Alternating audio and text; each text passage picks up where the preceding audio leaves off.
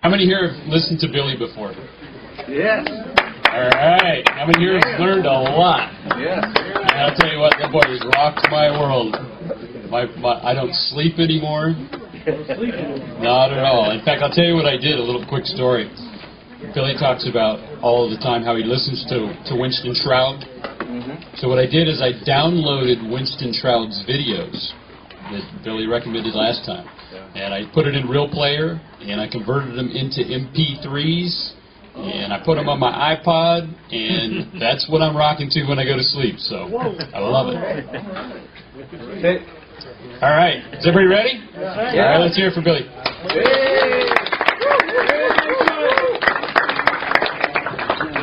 All right, guys. Some really important stuff that I found out. We're going to make a joke of it tonight, like we usually do. We had some really good victories this week. Ron Dunn, well, he won his little case, yeah. I don't know how many hours of paperwork filed into the court, but he walked away a winner. Dismissed. That's really cool. And you know, everybody needs to hear a victory once in a while because, you know, we're getting clobbered on their hockey, I guess you call it their hockey ring. And we go out there with basketball shorts on and basketball shoes, and then they tell us we're playing hockey, and it's just not fair. Some other friends went to court with them. Does anybody know the power of attorney? Did you know that you can have counsel with you in any court as a litigation? All you got to do is give them power of attorney to walk in with you. We showed up in court, and we were waiting around for the pirate ship to open up. They'd raised their flag and let us know that they were pirating. We went in there voluntarily. Because if we didn't, they would have voluntarily thrown us in jail. Or at least my friend and his wife. But anyway, we got there, and some really good things I found out by going to different courts to see how they're blatant about things and how they're sneaky about things. These people were pretty blatant. There was a lady there that looked like a bowling ball with a birthday hat on.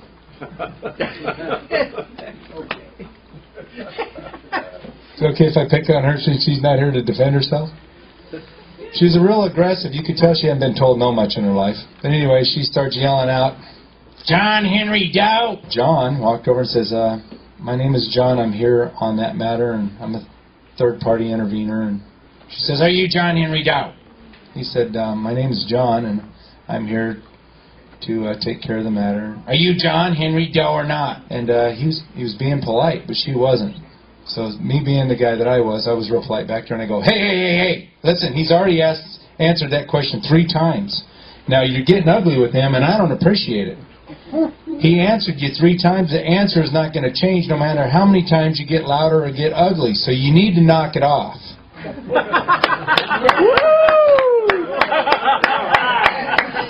She did. She knocked it off. She looked at me and she said, "What's your name?" She's trying to contract with me. "What's your name?" "I want to contract with you." I said, "My name is Amicus Curiae." Write that down. About that time, a security guard walks up, looking at what's going on, and I go, "Hey, thanks for coming over. We need you here. This lady just assaulted my friend verbally, emotionally, and mentally, and it's not right." All of a sudden, she, instead of being on her side, she kind of turned on our side and went, "Really, what's going on?" And I said, "Well, she just got all out of line."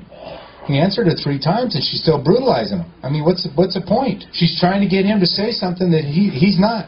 I said, "No, you need to knock it off." Well, she walks off, and I said, "I need your name because we're going to file a complaint against you." So the lady that walks over says, "Well, I'm with the victim's advocate." I said, "Great, he's a victim. He was just assaulted." She goes, "Really? What happened?" I said, "That lady right there, who is she? We want to file a complaint against her." She goes, "Her name is so-and-so." Like right away, hey, finally somebody's going to stand up to that bowling ball. I'm just telling you what happened. So anyway, things are going well, you know. I don't know that she said, this is one thing that she said, "I need your name on this paperwork for my paperwork." And I go, "That's your paperwork. We don't give a crap about your paperwork. Do we?" No. Is that my responsibility? No. I hope she gets fired for not getting it right. And if you're listening to this lady, you are a bowling ball with a bad attitude. All right? Somebody needs to throw you down an alley. Whoa! right. So there's some really important things that we're finding out. How many people have sent stuff to the court and didn't have any luck or any positive response? Raise your hand. Okay. I'm going to give you some insight, maybe why you didn't. Now, there's a lot of people out here that haven't had any interaction with the court and are afraid of the court. It's kind of like getting ready for the Super Bowl. They don't let you know that you're playing until Saturday night, and you get there Sunday morning and they don't tell you what's going to happen. So, for educational purposes only, we're going to thank you for giving me that cue. Please remind me to say that every once in a while. So, there's a couple of rules that they don't tell us. Now, I'm going to go down this path. You know how I do. I'm going to give you a bunch of information. You're not going to know where to store it. Okay? So just leave it floating around on your desktop. And when we get to the end of this, I'm going to tell you which file to open to stick it in there. So, can Brad, well, when Brad gets back here, he must have had to go get another drink. I'm just kidding. We're not drinking here tonight yet. The Secretary of State. Has anybody ever thought about what their job is and why it's even there? Who gives the notary the ability to do what they do? Secretary of State. Now, why? Thanks. Why is it so important for the Secretary of State to sign your documents? I mean, think about it. You got a witness. You can show up with your travel license or your driver's operating thing. Notarizing the notary. I mean, they've already pulled you into a corner, stapled a number on your forehead, an SS number. Does anybody know what the SS is? I'm just telling you what I read. I don't know what it means. But it sure sounds like something else, doesn't it? But anyway, it's crazy, these words, isn't it? Oh, yeah. Okay, so what is the job of the Secretary of State? Under the Constitution, the President of the United States determines U.S. foreign policy. The Secretary of State, appointed by the President, with the advice and consent of the Senate, is the President's chief foreign affairs advisor. Created in 1789, that was a long time ago, Right. by the Congress as a successor to the Department of Foreign Affairs. The Department of State is a senior executive department of the U.S. government. Notice I said U.S. government. I didn't say American government, did I? Okay. 1789. The Secretary of State's duties relating to foreign affairs have not changed significantly since then. But they have. Okay. But they have become far more complex as international commitments multiplied. These duties, the activities, and responsibilities of the State Department include the following. Now remember, we're looking for weird words, right? Look for words that just don't mix. Like jumbo shrimp. Yeah. You can't get a jumbo shrimp. They're all shrimps. Okay. You guys are catching on quick. Serves as the President's principal advisor on U.S. foreign policy. Conducts negotiations relating to U.S. foreign affairs. Grants and issues passports to American citizens. Now, somebody told me the other day, or was it today, that they went into the court and tried to file something. No, they went to get an apostille. That's a big word. Apostille. Well, what it is it's a stamp from the Secretary of State saying that you can use this document. They're verifying that the notary that signed it actually had a commission, their stamp was good, and they were in good standing with the Secretary, so that you can file a document into a foreign country. Okay, that's what an apostille is. And they said, well, what country do you want to file it into? What foreign country? And so they tried to say Arizona, but they wouldn't buy that. So he said, well, it's the United States, and they wouldn't buy that. So he said, well, I'm an American citizen, and it tipped a red flag up. Okay, had a problem. And they got kind of aggressive, so he had to leave. Why would the U.S. government be so adamant about not helping out an American as a foreigner? Because we're foreigners, okay? Now, we're foreigners and we're getting some knowledge. Okay, so to the foreign consuls, it says grants and issues passports to American citizens and executors. That's a neat way they spelled it. executors to foreign consuls in the United States. Did that just hit you like a ton of lead bricks? All right.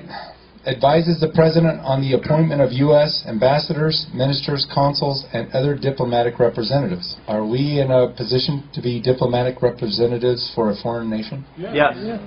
We're there. Advises the President regarding the acceptance, recall, and dismissal of the representatives of foreign governments. This is going to get crazy here. Personally participates in or directs U.S. representatives to international conferences, organizations, and agencies. Negotiates, interprets, and terminates treaties and agreements. Ensures the protection of the U.S. government to American citizens, property, and interests in foreign countries. Are you guys catching this? Okay, when I say American, think of a foreign country. Because if you're American, you're foreign. If you're a U.S. citizen, you're domestic. Are you guys seeing this? Do you understand how important it is when you go to court with a traffic ticket, if you want to put an affidavit of truth in there, that it has to be signed and sealed by the foreign government allowing you to bring that paperwork into their jurisdiction. The Secretary of State gives commissions to notary publics for the public to pass through into the court. If you don't do that, you don't have authorization to speak. Do you remember in the Matrix when he says, I'll take my phone call, and he says, what good is a phone call if you can't speak? So drop your bomb of paperwork on every court from here to New York and see how you get in and see how things happen. Start doing affidavits of truth signed by a notary, and things are different. Okay? For entertainment purposes only. I'm just giving you a thing here. Let's go on with some more of this stuff. Ensures the protection of the U.S. government to American citizens, property and interests in foreign countries. Supervises the administration of U.S. immigration laws abroad. Provides information to who? American citizens. Did you hear U.S. citizens anywhere? I didn't either. It must be a misprint. They must have messed up. This can't be true. Provides information to American citizens regarding the political, economic, social, cultural, and humanitarian conditions in foreign countries. And guess which foreign country they're shoving that stuff in on? Okay, do you remember in 1933 they passed a little thing called HJR 192, and it says that all crimes are commercial. So since then, we've been acting under public, can I say it right? Public policy. Okay? So policy, is policy law? No. It is not law. So we're operating under public policy. The Secretary of State knows a lot about policy. Lots about policy. And we don't know anything about policy because we think that policy is law. We even think statutes are law. And if you let them, they'll get your consent to operate under those policies. So if I have a policy that you can't wear a certain color shirt and you come to my house, I can enforce that policy, can I? You'll have to leave with that shirt. It's my policy. Okay? I don't allow drinking before noon on the days that end with D. I'm sorry, the days that end with Y. Those are kind of policies, right? But I can't enforce them at my neighbor's house. Can I? No. I mean, I could, as long as the neighbor let me. That would be consent. You see, you guys are saying no, but you're not thinking. You guys got to catch up here. I can do whatever I want at my neighbor's house until he says, hey, enough's enough. You're imposing your political will on me. Did you guys get that? Yeah. It's all politics, political will. All right, informs the Congress and American citizens on the conduct of U.S. foreign relations. They're doing pretty good this week, guys. We need to get some more taxes in order. All right, hey, got a whole bunch of houses out there that we need to collect on. Let's go ahead and pose another foreclosure rule. Let's go ahead and get Mr. Mers to step up to the plate a little bit here. We need some collateral. How about that? Is that a political will? That's policy? All right. Administrators and departments of state. Supervises the Foreign Service of the United States. Now, did you see that? They just threw it back in there. United States is back in. Hey, all right. It's